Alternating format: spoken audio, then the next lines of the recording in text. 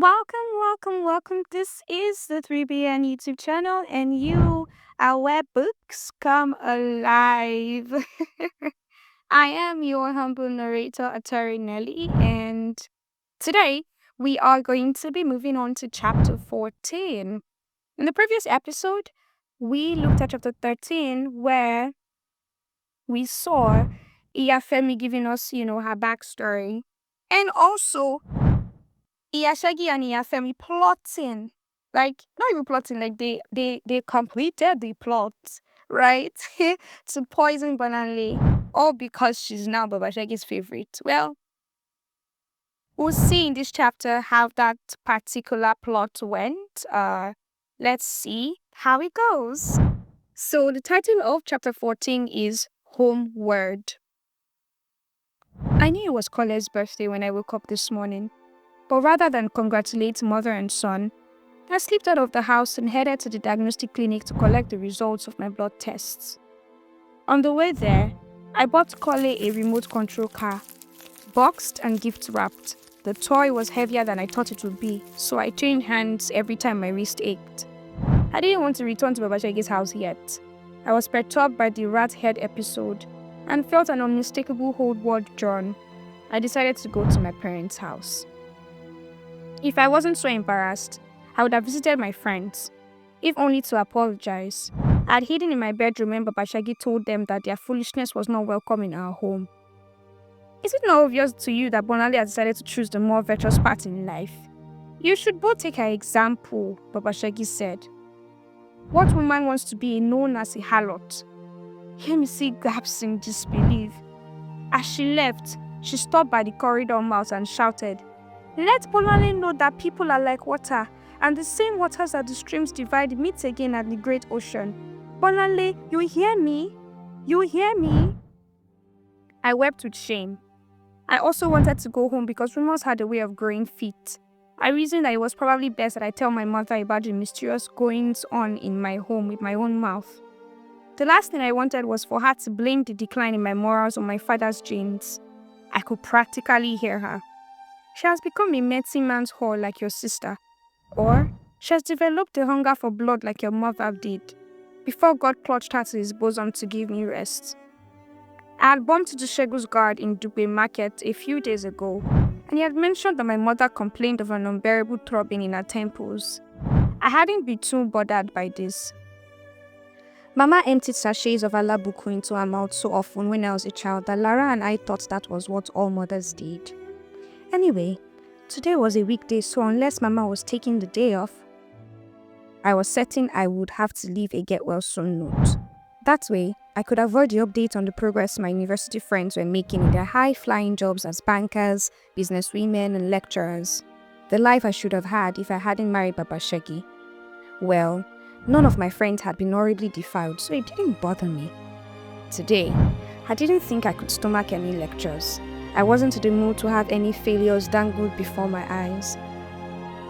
I was already ashamed of them, more so in the last few weeks. I reasoned that Mama would be glad we wouldn't have to speak to each other too. She never visited me at Babashagi's house, but every so often a nameless visitor would drop off a branch of army, bait to get me back home to wait for God to show me my true husband. At least she still remembered how much I loved Awi. When I reached the T-junction, everything seemed smaller. The road seemed narrower and the tower was eroded by flooding. When Shegun's father was alive, he would tar it every January, but since his death, his wife had warned the tenants that if they couldn't contribute funds to arrest the deterioration, they had better be content with parking their cars at the junction and forget her road was there. My parents lived in one of 8 two-bedroom bungalows on a small plot of land. A tall fence separated the tenants from the landlords, who occupied a sprawling multi-level structure surrounded by horticultural splendor. Every member of Shegun's family, sisters included, had their own little suite within the building. Only Shegun's had a door that opened onto the gardens. Everyone else used a magnificent awning that spawned people in and out of the main door. I walked through the gates to the bungalows and was immediately struck by the weeds that had grown around the section of fence that my parents' bungalow leaned against. Given that Mama cleaned religiously for fear of being associated with death, I was surprised to see bits of paper strewn around our doorway. Mama would not have let that pass when I was living at home. She would have called me into her room and made known her disgust that I was going to the way of my father's shameless siblings. I could hear my heart thumping when I knocked on the door. I had already started searching my bag for a notepad and pen with one hand when I heard a voice from within. I pushed the door open and followed the aroma of boiled okra to the kitchen. I stepped quietly through the sitting room, avoiding a pile of stale, unwashed clothes, to find Mama straddling a low stool in the living room. Bolanle. Yes, Mama. I was taken aback as she had her back to me. I didn't think my name would jump to her lips so readily. A mother never forgets her daughter's footsteps. She was sifting elubo into a wide-mouthed basin. I sent for you as soon as it happened. As soon as what happened? I moved closer to her and knelt to embrace her. When she turned to face me, I flung handbag and birthday present in opposite directions. It looked as if one side of her face had been doused with oil. They set alight. For her left brow to her chin, every feature drooped like melting plastic.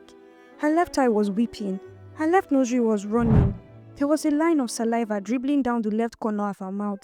Mama! I sputtered as tears gathered in my eyes. The doctor says it's Bell's palsy and perhaps a very mild stroke. Calm down. Is this not my voice that you are hearing? I am not dead. At least not yet. Her voice was the same, but an octave higher. Her words seemed to spill from the corner of her mouth with a slight slur. I tried to swallow, but my mouth was suddenly dry. I feared she would hear me forcing a gulp. Mama let out a long breath and droplets of spit flew from her lips. I sent your sister to you, but she said she would rather drown than stop at your husband's house. She must have seen the shock on my face. Your sister is not what she used to be. No, that's a lie. She's exactly what she used to be. She tried to stand, but her left thigh shuddered and shook. There is no room for me in her mind. It's just one man after the other. We do not know which one it is at any given time. She sighed. She too says she has found herself a husband. It may not have been an intended barnyard, but it hurt all the same. Mama, when did this happen? Just 6 days ago. I was slaving at work as I've always done. A mother must continue to do her duty to her children. When suddenly, I realized I couldn't hear what my colleagues were saying. I could see their mouths moving, but I couldn't hear their voices. The last thing I felt was the cold ties I had been begging my boss to change. He could at least use some of the government money he embezzles to make his surroundings pleasing to the eye. His home must have been just as dirty. Anyway, when I came to, I found myself in a bed at UCH. They said I should stay, but I threatened to jump off the balcony. They did not let me return home. She looked around and shook her head. Just look how Lara has been living. The house looks like it has been taken over by harlots. You know how lazy she is. Well, I have gathered all the dirty clothes together for her to deal with. She thought I would die in the hospital, but Eledumare did not permit it. She is stuck with me. She motioned for us to sit on the cane armchairs. The doctor said my blood pressure was exceptionally high. What does he expect? My life has been unsettled in recent years. Another barb. Everyone chooses their paths in life, Mama. I couldn't let that one go, no matter how much her face had dissolved. She tried to raise her eyebrows, but only the right one responded. She was surprised at my audacity. I could tell. I held out my hand to help her to her chair, but she wouldn't take it. She preferred to limp on her head. I sat opposite her, nervous as hell. Mama had always unnerved me. When I was in primary school, the journey home from school at the end of term was torture. I counted each step to make it take as long as possible, knowing that I had Mama to contend with. She would usher me into the house as if I was a visitor and ask me to kneel half an arm's length away so she wouldn't have to stretch if the need arose for her to slap me. After half an hour of waiting for her to digest every number and analyze every word written on the report, she would fold it up and look at me intensely. The words that followed tore me apart. Because there was maybe one subject I hadn't topped the class in, Mama would look at me over her glasses and tell me I wasn't a child. My child would come first in everything, she would say, because I didn't raise a dullard. The one time that I had protested I had at least come first in everything else, she dug her nails into the back of my ears and twisted my earlobes until they burned. After that, she sat me down and asked me to write her a letter. explaining why I had failed to beat the boy whose father was English in English literature. Both ears burning, I tried to work out what to write, given she had insisted that the only acceptable explanation was that the boy had two heads. While waiting for my letter, she would move on to Lara and whip her for her consistent all-round failure. Then she would ask why Lara couldn't be more like me. Lara soon learned to doctor her report cards. I never had the guts. I was a long sufferer. I wanted to be perfect for Mama. It was on nights like those that I prayed for my father to come home early. But it was as if he knew what awaited him at home. When he did return after midnight, he would be too drunk to save us from Mama's madness. Before Mama flopped onto the cushions on the cane chair, she did what looked like a jig. Left turn, foot forward, arms akimbo, arms down, flop. The cushions broke her fall and she patted them in gratitude. They were the same ones she had made for her New Year ritual in 1992, 9 years before. I was 16 and well into the second year of lifelessness. Mama liked to change at least one thing into her home. She said a New Year wasn't truly new unless you made it new by buying a new water jug or a new curtain. Every Christmas, she troubled my father for money, and he always gave in the end. That year, however, my father had spent all his money replenishing his supply of gin. We saw all the cartons in the hallway, but Mama kept asking all the same. On the 23rd of December, Mama dragged me and Lara around Dugbe Market and begged every fabric seller to pity her and her children by giving us their off-cuts for Christmas dresses. Mama had instructed us not to wear shoes and to put on the shabbiest dress we had. Lara almost died of shame and kept saying she needed the toilet. It didn't bother me at all because my dress reflected the way I felt. My tattered hemming captured my innermost feelings accurately. I stood by Mama and together we trawled the entire market until, at last, we bundled the rags onto our laps and took a taxi home. From the moment we opened the front door, Mama decided she wasn't sleeping and neither were we. She made us cut along our unsteady lines with a rusty pair of scissors while she carefully threaded the old sewing machine she had dragged out of storage. And while she swayed over the needle, she told us to stand behind her and watch while she thought up ridiculous chores to send us on. One by one, she sewed the silk to taffeta, the polyester to the wool, the cotton to the velvet, until she plumped 8 patchwork cushions and set them into her cane chair frames. Lara, who I had thought was slumbering on her feet, burst into tears. She was always better at expressing herself. I just stood there praying for my father to come home and wipe the smug look off of Mama's face. He swaggered in at 1 a.m. He didn't look drunk, just mellow. So mellow that he patted my head without asking why I was up so late. He had a soft smile on his face and his eyes had a glossy film. "Won't you sit down?" Mama pointed at one of the armchairs. Baba noticed the difference right away, but still he settled himself in his seat without commenting on the shambles Mama had turned our living room into. The cushions look very interesting. Interesting, I thought. Not enchanting, provocative, affecting, alluring, striking, arresting, captivating, intriguing, enthralling, entrancing or riveting. What was interesting was that, for someone who loved words, interesting was the best he could come up with. "I will never be able to bring my friends home again," Lara yelled, startling everyone. I just stood there listening to my father hum happily to himself. Mama rolled her head back. I couldn't tell if she was hiding tears or resting. You could never tell with Mama. "The okra smells as if it is cooked. Want to help your poor mother, or you have come to rejoice over my misfortune." Her voice returned me to the present. I dashed to the kitchen before she finished, so her words hit the back of my head and fell to the floor. It wouldn't surprise me if she were making hideous faces behind my back so she could feel a sense of victory. She exhaled when I returned to my seat. Maybe God has decided it is time to relieve me of my sadness.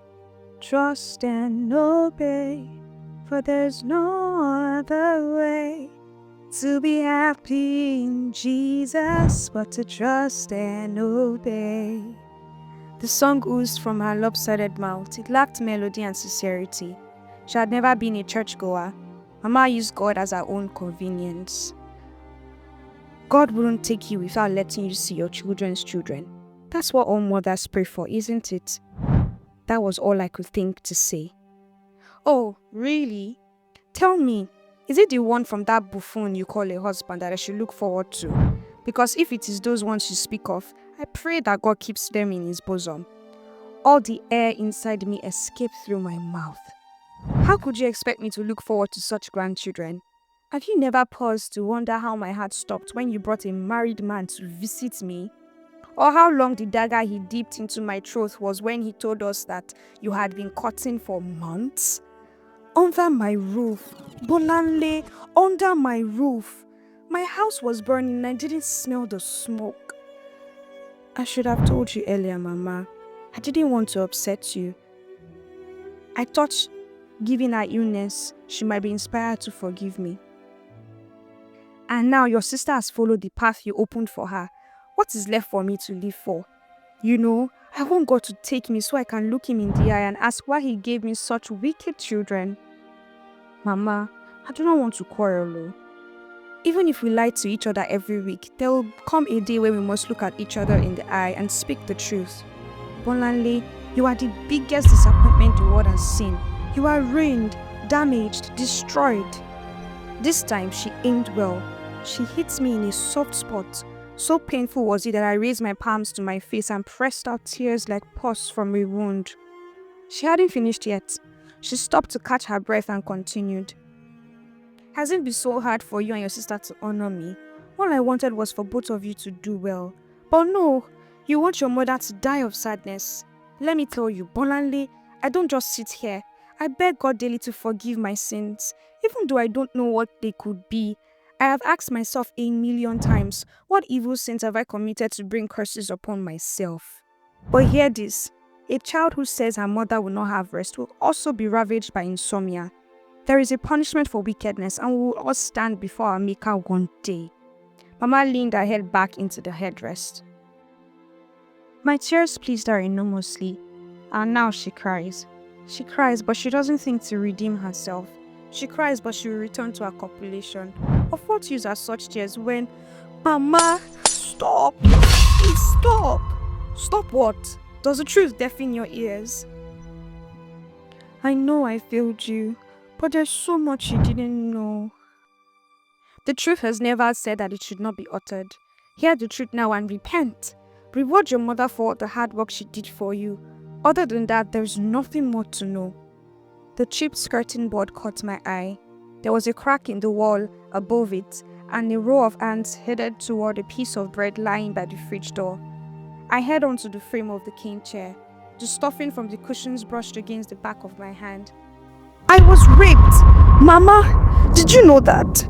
I was raped when I was 15 years old. I'd never shouted at my mother, but I heard a strident tone I'd never dared to use before.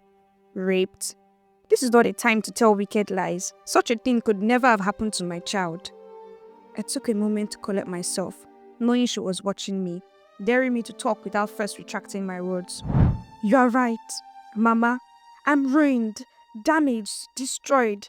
I'm all of those things you ever said. My life was wrecked and I didn't know how to fix it. I still don't know. No! She jerked her head from side to side.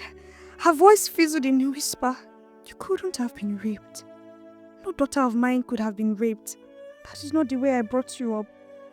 No one brings their daughter up to be raped. I closed my eyes and told her what happened. There was no point sparing her the details. It was time she heard them. When I reached the part where the stranger put a pillow over my head, Mama snatched her scarf from my head and began to rock slowly in her seat. I didn't stop. I wanted my mother to hear it all. I didn't want to carry it alone anymore. Tear after tear rolled down one eye. Why didn't you tell me so I could seek out this beast and cut out his insides? I wanted to be your perfect daughter. I didn't want to disappoint you. Hush. Child, what mother can hate the child she labored to bring to the world? Ah!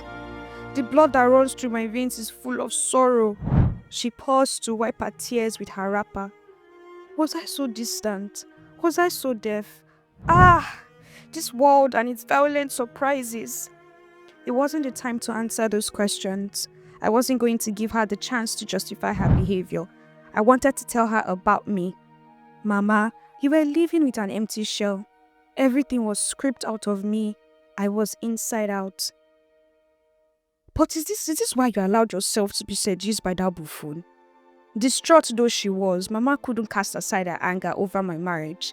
I didn't expect her to. It wasn't her style. She had to win. I wasn't seduced, Mama. That buffoon was prepared to take me as I was. He didn't ask me any questions. The dad didn't know a past he could compare my present with. I was lost and didn't want to do anything with my life. He was prepared to take me like that. All he wanted was for me to be his wife.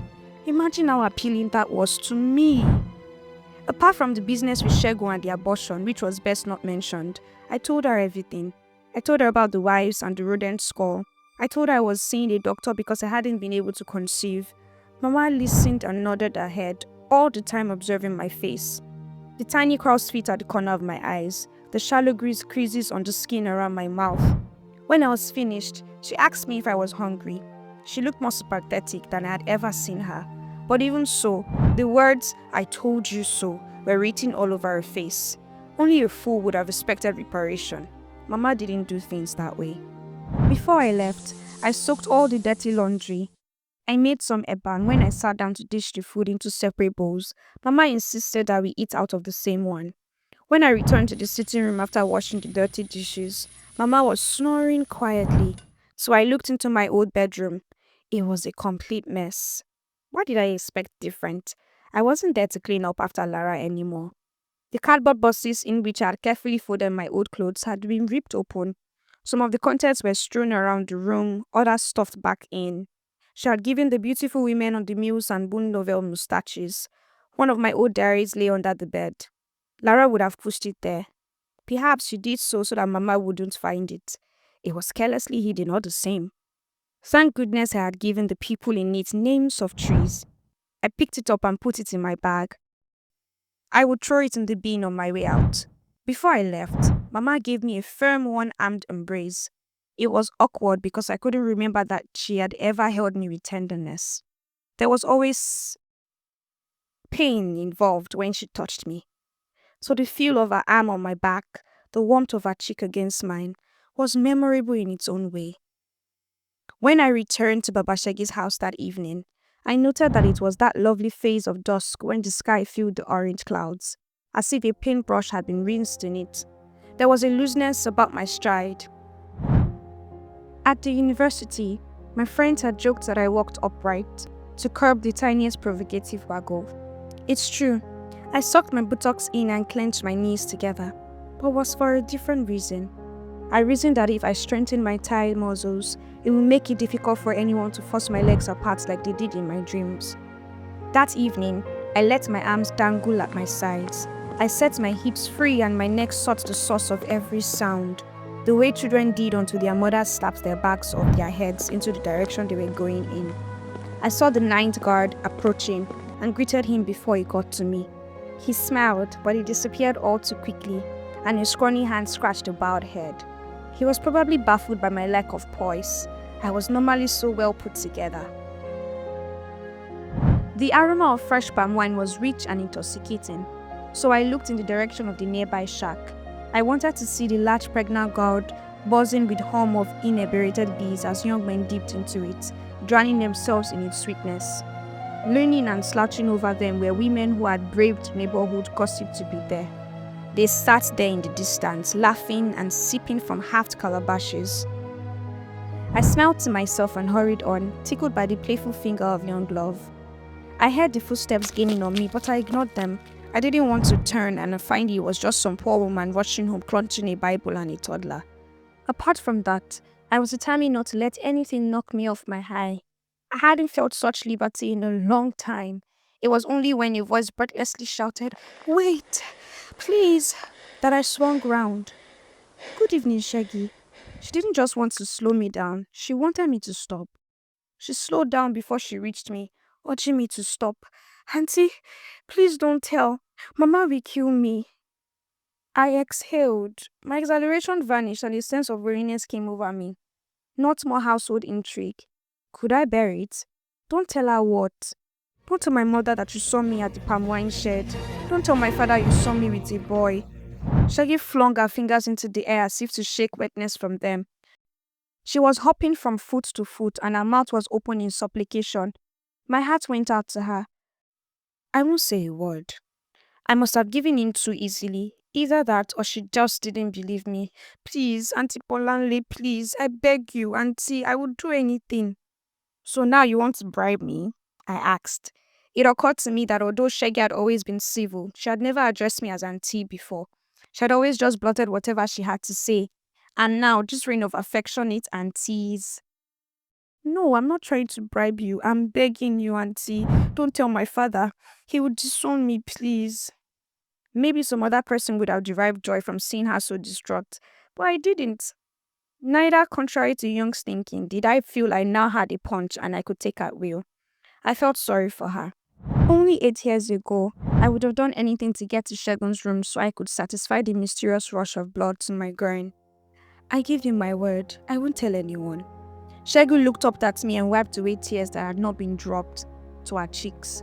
Thank you, Auntie. It was a silly mistake. I have never been there before, but this boy has taken over my mind. When I sit down, I think of him. When I eat, he is there on my mind. Sometimes I fear Mama will look at me and read my innermost thoughts. What's his name? Goke is his name. He's 18. He's a student of Ibadan Polytechnic, studying to become a surveyor. She wanted me to be impressed. I indulged her. Really? Where did you meet him? His mother sells snacks outside our school. Sometimes he comes to help her. Is he handsome? Well, you saw him, didn't you? All the girls in my class are jealous of me. He didn't look bad at all. I was by now too far gone to admit that I had not seen Shaggy, nor the man she was with. But why did he invite you to the palm wine shack? Doesn't he know how old you are? I told him I didn't want to go there, but he said he wanted to show me off to his friends. Did you enjoy being there? Not particularly. His friends were telling very dirty jokes. I was just happy to be near him so I could look at his face. And have you looked at more than his face? Auntie! Shaggy covered her eyes with her fingers. I swear I've not seen any more. He said he would teach me how to kiss like a woman tonight, but I left and ran after you. I'm sure his friends are laughing at me now. She sighed and looked over her shoulder. Then they are foolish. Anyone who laughs at you for showing your family respect is a fool. How would you be feeling now if you had just sat there? My heart would be in my mouth. I wouldn't have been able to relax. Shaggy put her arm through mine as the thought created a new dread in her. Good. So even though you left him at the shack, you have peace of mind, which means you did the right thing. A real woman must always do the things she wants to do, and in her own time too. You must never allow yourself to be rushed into doing things you're not ready for. We stepped onto the veranda of Baba Shegi's house together. Same foot at the same time. Topper was the only adult in the sitting room. As soon as we strolled in, her nose fled like damp shorts on the washing line. She opened her mouth to speak, but no words came out. She just stared, forgetting to blink, then blinking a flurry. She turned to the children happily scoffing their food, but it was clear that her mind was burdened. Shaggy touched the forehead of each sibling she encountered. Most of them were sucking on chicken bones, their cheeks dotted with half grains of jollof rice. Akin looked up at us, smiled and returned to the sports column of yesterday's newspaper. Ever since Baba Shaggy tried to strangle me, he had flattened himself behind walls and curtains and cupboards whenever I walked by. What sort of things were you talking about? Shaggy asked as we walked through the corridor to my bedroom. Ordinarily, Shaggy would have gone straight to her mother's bedroom and then to the bedroom she shared with Akin to change her clothes. But on this occasion, she didn't do either. She linked her arm in mine, determined not to leave my side. The bedroom was as I left it, except there was a cream-colored bowl on the dressing table. The handle on the lid was a puckered rosebud. Iyafemi had saved me some birthday chicken. I fanned the aroma towards Shaggy with the lid and replaced it. Well, aren't you going to eat it? Without waiting for the go-ahead, Shaggy dipped her fingers into the bowl and lifted out a peppered wing, cut deep into the shoulder. A generous chunk of flesh, half covered by dimpled skin, hung from it. Shaggy placed a palm underneath to catch the oil and sank her teeth into it. She closed her eyes so she could savor the stock trickling down her throat. I just had dinner with my mother. You eat. It's chicken and I have never been a foul person. I surrendered the entire bowl to Shaggy's eager hands. There are 3 big pieces here. I could comfortably throw the lot into one nursery. I'll finish it for you and lick the bowl. If only I had known you were this generous. Shaggy spluttered with her full mouth. You can have them all, I laughed. You were saying earlier not to rush things. I watched Shaggy wolf down the chicken. She didn't appear to chew at all. For someone who rarely spoke to me or sat with me, I was amused by Shaggy's disregard for protocol. I wondered if she would be as friendly when her mother was around. As if Shaggy had heard my thoughts, her voice suddenly rang through the walls. She inquired if Shaggy was back from her walk, and Femi eagerly informed her that Shaggy was locked away in my room.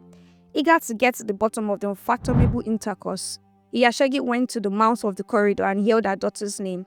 "Had better go now," Shaggy said, stepping each finger into her mouth and savoring her tongue around it. I passed her a paper napkin. "Please, say thank you to Iyafemi for me, and give this birthday present to Kole." I handed her the colorful wrap box and flopped onto the bed. I arched my back and tried to find sleep, but I couldn't. My mother's face kept inching before my eyes. Besides, the silence was unsettling. There was a backdrop, a long whistle somewhere beyond my window, beyond the garden and the fence. Well, that's the end of chapter 14. Wow. Man, it was so I think this has been a very emotional chapter. We see the story, and it was like a reunion of Bolanle and her mom. We saw how emotional it was. She cried, her mother cried, and it ended with this very, I'm amused too. The way Bolanle was amused at the way Shaggy was trying to like be so friendly and all of that. Maybe it's because, she thought that Bolanle saw her. But we'll see, we'll see. Uh let us keep on. Remember, I want to take our minds back that at the end of chapter 13, there was like a mini plan with this particular plate of food. So, would know. Join me. Don't sleep on this spill or secret, because I'm sure they'll spill it in the next chapter. Let's see if this particular plate of chicken wings, that Shaggy has tasted without Bolale having any bites. Let's see if there's going to be any casala that will bust. But thank you so much. If you're still hearing the sound of my voice, it means you stayed to the end, and I'm grateful. This is the 3BN YouTube channel where books come alive. So please like, comment, share, subscribe so you can get notifications of when we drop a new episode. Thank you for being here. Thank you for being part of this journey. Enjoy the rest of your day. This is 3BN YouTube channel where books come alive.